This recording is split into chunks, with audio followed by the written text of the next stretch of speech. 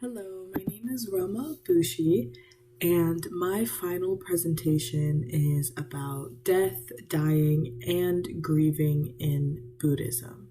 Death and dying are integral parts of any human experience, and as such, they've been a huge subject of contemplation and reflection in many different religious and philosophical traditions throughout history. Now, in Buddhism, the concept of death and dying is deeply intertwined with the broader teachings on the nature of existence and the path to enlightenment. This topic was extremely interesting to me because I know Buddhism is a very beautiful and peaceful religion and line of belief. So I thought it would be very interesting to see how any type of trauma or the death of someone close, as obviously we're all humans and we've all experienced things like that. So it was very interesting to me to learn about how Buddhism teaches people to get through these things and what these things mean to just the more general interpretation of life. So let's learn more about this. The Buddhist tradition recognizes that all living beings are subject to the impermanence of existence, and that death is an inevitable part of the cycle of birth, aging, illness, and death. So in the Buddhist view, death is not seen as an end or a punishment, but rather as a natural process of life that marks the transition from one state of being to another. The Buddhist understanding of death and dying is grounded in the principles of dependent origination and karma. And according to these teachings, all phenomena arise in the dependence on certain causes and conditions. And the experiences and circumstances of one individual's life are the results of their past actions and intentions. This means that the quality of someone's life, including the manner and circumstances of one's death, are a direct result of the choices and actions taken in the past. And this ideology is a very emphasized part of karma. And the way someone acts in their life or thinks about certain things kind of influences how possibly painful their death could be, for example, or how it was caused, and just many other things like that. And that just emphasizes the importance in Buddhism of the actions that one has, and the natural line of course of a result to that is karma. And this is very cause and effect. So yeah. The Buddhist tradition also emphasizes the importance of cultivating compassion and loving kindness towards all beings, including one's self. And helping oneself, this can really help individuals to let go of fear, attachment, and any other negative emotions that can arise in the face of death. And this can also refer to someone who is aware of their impending death. So they know that they are going to die soon due to a sickness, a disease, or any type of illness. And you need to approach the process of dying with a sense of peace and acceptance, and knowing that this is what is going to happen, and it is okay. Another important aspect of the Buddhist approach to death and dying is the emphasis on the role of the community providing support and care to the dying individual.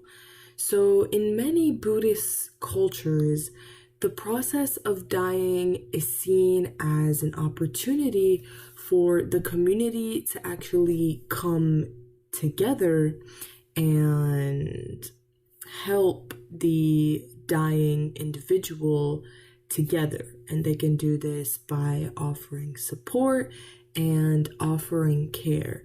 And with those people around you, it allows that person to let go of their attachments and to face death with courage. So this is a very important part in Buddhism, which is the community around you will help you suppress any strong negative emotions that arise from knowing that you are going to die soon. In the Buddhist view, grief is not seen as a negative or destructive emotion, but rather as a natural and completely healthy and normal response to loss.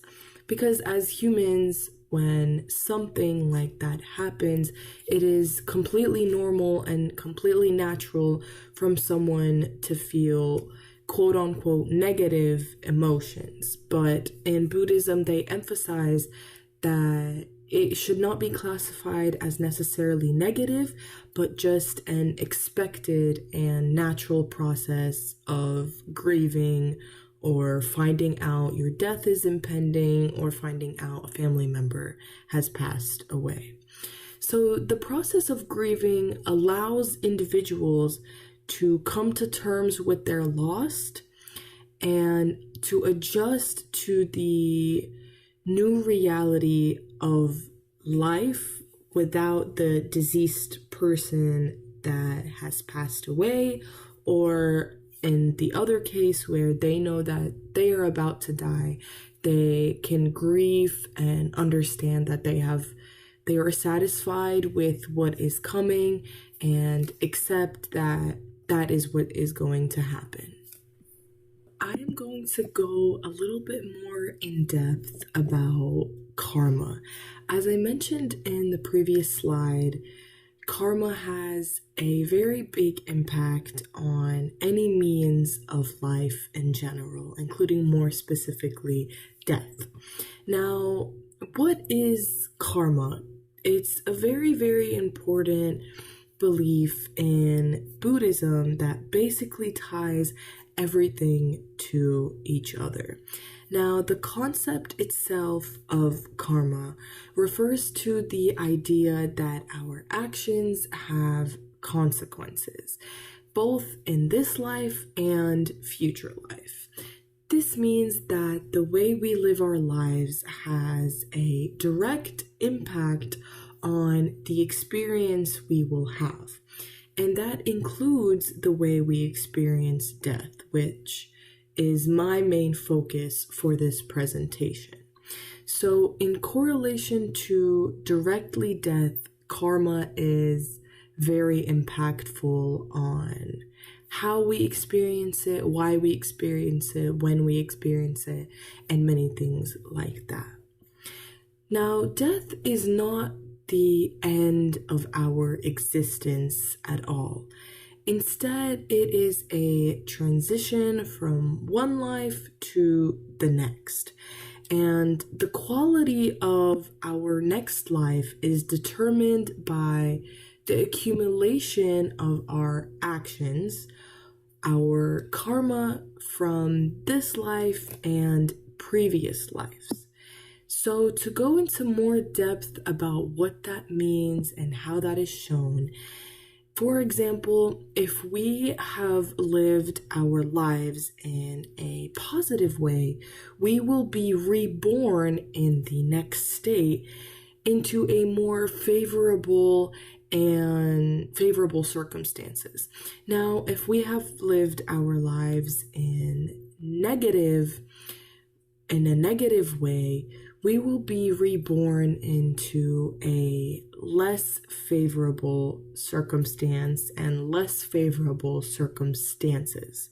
So we can identify whether one has lived in a positive or negative way through their intentions behind actions that show whether they are pure and genuine or have ill motivations. So the way we experience death is influenced by our karma. So if we have accumulated a lot of positive karma in our current life and previous lives, we may experience a peaceful and painless death. If we have accumulated a lot of negative karma, we may experience a difficult or painful death. And it is very important when we speak about this to note that Buddhists do not view death as a punishment or a reward. Instead, they see it as a natural part of the cycle of life and an opportunity for growth and learning. So the goal of Buddhism and the beliefs of becoming a Buddhist is not to avoid death, but it's actually to live a life that is in alignment with our core values and to cultivate a mind that is free from suffering. So this is very prominent when we speak about people's intentions in their mind, and if they see things in a genuine, pure way, or if they see it in an evil way, so to speak. So the concept of karma in Buddhism teaches that our actions have consequences, both in this life and in any future life. This tradition offers a number of teachings and practices that can help individuals to navigate the difficult grief process in a healthy and transformative way. For example, the practice of mindfulness can help individuals to become more aware of their thoughts and emotions, and this in turn helps avoid someone getting lost in a negative or destructive route or harmful patterns of thinking due to such a traumatic thing happening to them. Additionally, the Buddhist tradition emphasizes the importance of cultivating patience and consideration for one's self and basically being kind to yourself. And this can help individuals find a sense of connection and support in the midst of their grief, even if it is connection and support to themselves or from themselves and to themselves. So this allows an environment where you can accept and feel peace with everything that is going on. And the approach to grief in Buddhist tradition is it has a very strong emphasis on the interconnectedness of all beings. And this understanding can help individuals to find a sense of comfort in the face of such a huge loss, which is by knowing that their loved one will continue to exist in a different form. And knowing that will help someone get through the grieving process. Through rich and a nuanced understanding of grief, the Buddhist tradition offers the principles of impermanence, which means we are not permanent, and the current life that we have is temporary, but it is also not the only life that we have. Compassion and interconnectedness.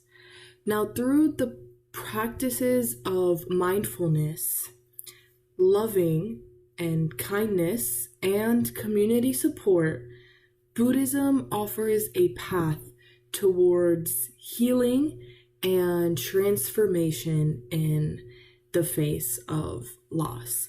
And a huge part of this is definitely mindfulness, and in being mindful of knowing all of these different things about life, it helps someone accept what is happening to them. Of course, again, whether that is them knowing that they are going to die or having a family member or someone close die. Knowing the principles of Buddhism helps you realize that you can get through this, and this is a space for growth. This is a space for transformation, whether that is you by living through such a traumatic incident, or your family member or friend that has passed away that will later transform into another being of their state of life.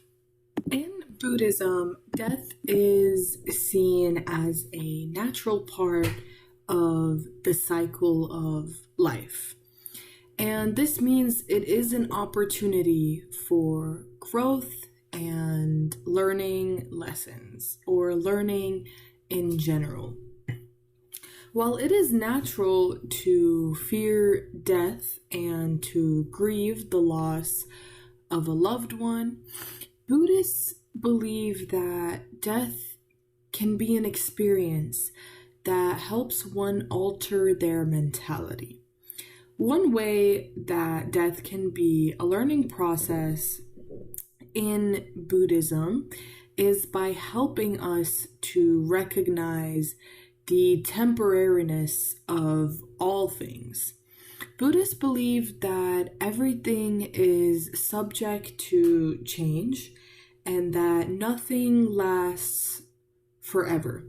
So when we are confronted with death, it can be a powerful reminder of this momentariness of everything in life, and especially, but not exclusively, life itself. So this can help us let go of attachments and know to live in the present moment, rather than getting caught up in the past or worrying about the future. Another way that death can be a learning process in Buddhism is by helping us to be sympathetic. So when we are grieving, it's a natural feeling to feel pain and suffering and any harsh, unexpected emotions. It is natural.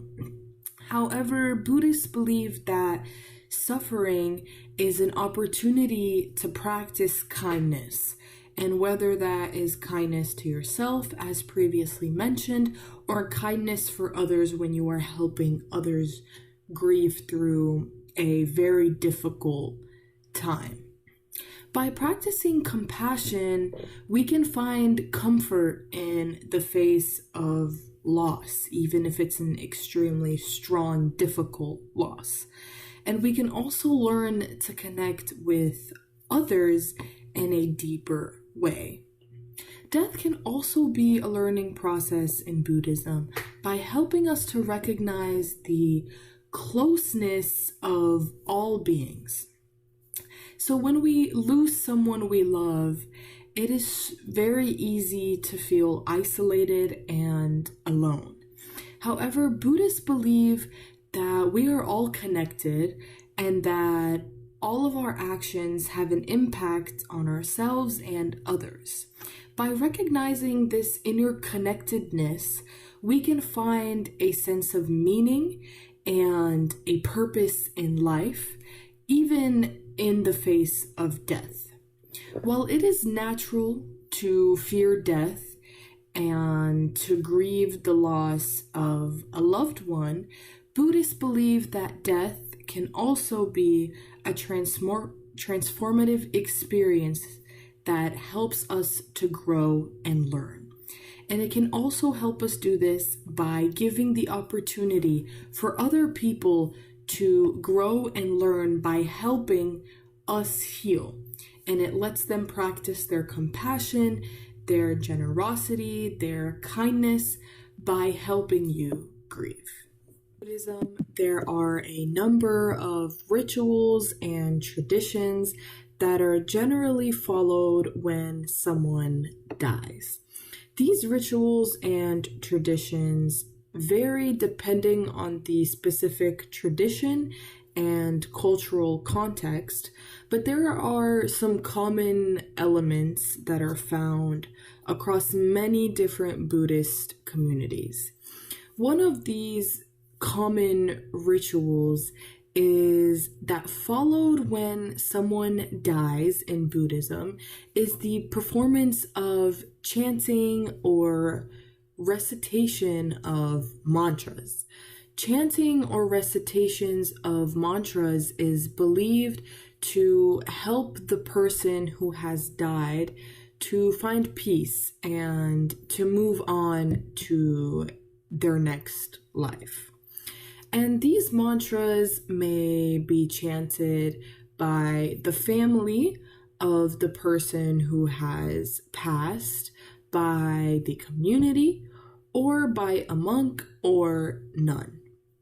Another common ritual that is followed when someone dies in Buddhism is the creation of a shrine or altar in honor of the person who has died, depending on who the person is. Now, this shrine may be set up in the home of the person who has died or in a temple. It may include pictures or mementos of the person who has died, as well as offerings of food, incense, and other items. In some Buddhist traditions, there is also a period of mourning that is observed after someone dies. This period may last for a specific number of days or a specific number of weeks. And it may involve the wearing of the color white or any other special clothing. It could also involve the abstention of certain activities or foods, and it can also have a performance of special rituals or even ceremonies. In addition to these rituals and traditions, an image of Buddha will typically be near the altar, and that depends on the tradition. So according to the tradition, Buddha will usually be nearby the altar. Buddhists may also choose to participate in funeral rites and ceremonies that are specific to their cultural or religious tradition, depending obviously on the specific community, specific family traditions, and etc. And these may include cremation, burial, or any other specific practices that are based in their community or their traditions or values.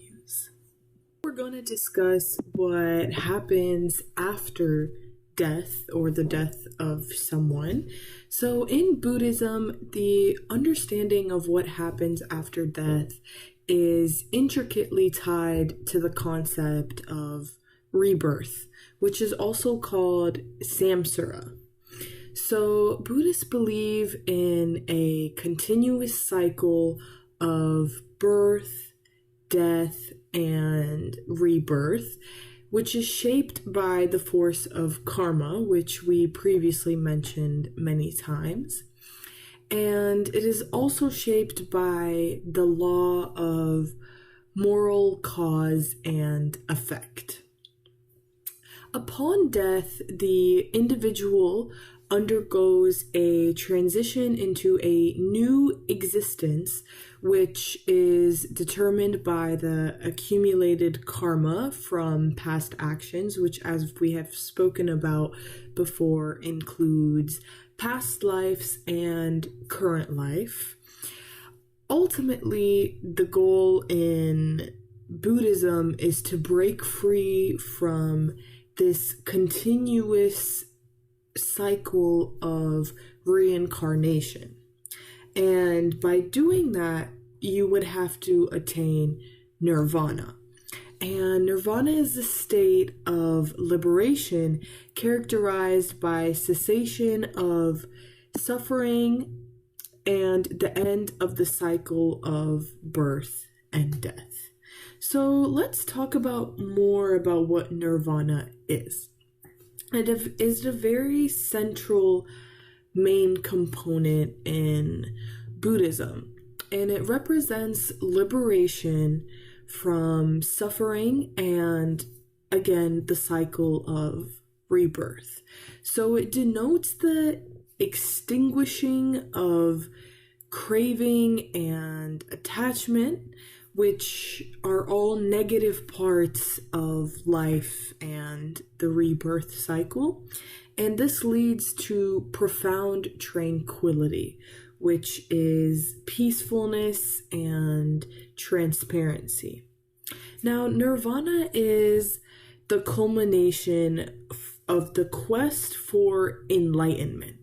And that is a word you will hear a lot when we talk about nirvana, is enlightenment.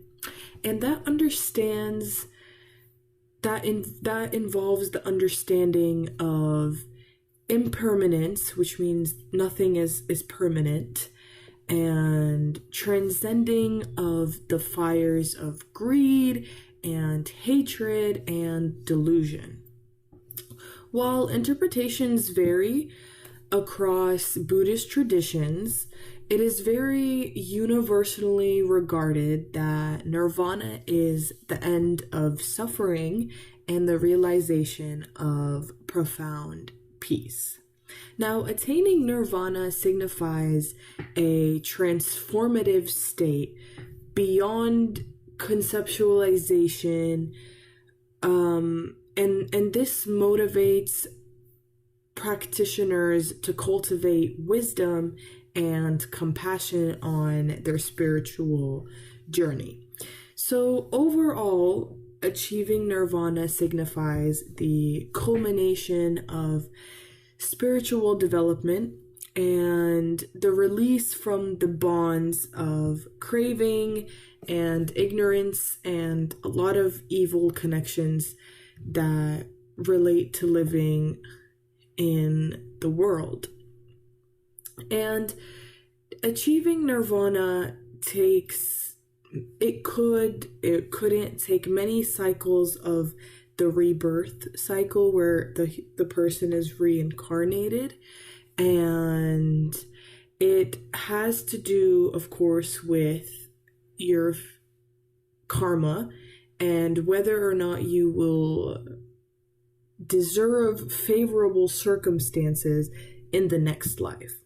And what that means is if you have good karma and you are reborn into a better circumstance and a better situation because of the good karma you accumulated in all your past lives and your current life, This signifies that you are one step closer to achieving that enlightenment state, and which is a state of being of nirvana. This is my first page of citations. My second page of my citations list, and I took the time to try to find good sources so I can provide efficient and accurate information for all of this presentation. In the presentation today, I spoke about many things related to death and grieving in Buddhism. And these include how death is viewed, what it means, how it occurs, how grief is managed, and what happens after death. This information can be taken into account if one is suffering through the death of someone that they know and are close to, or themselves impending death. Hopefully you found this presentation informative and useful, and thank you so much for taking the time to watch this presentation. I hope you enjoyed it. Thank you.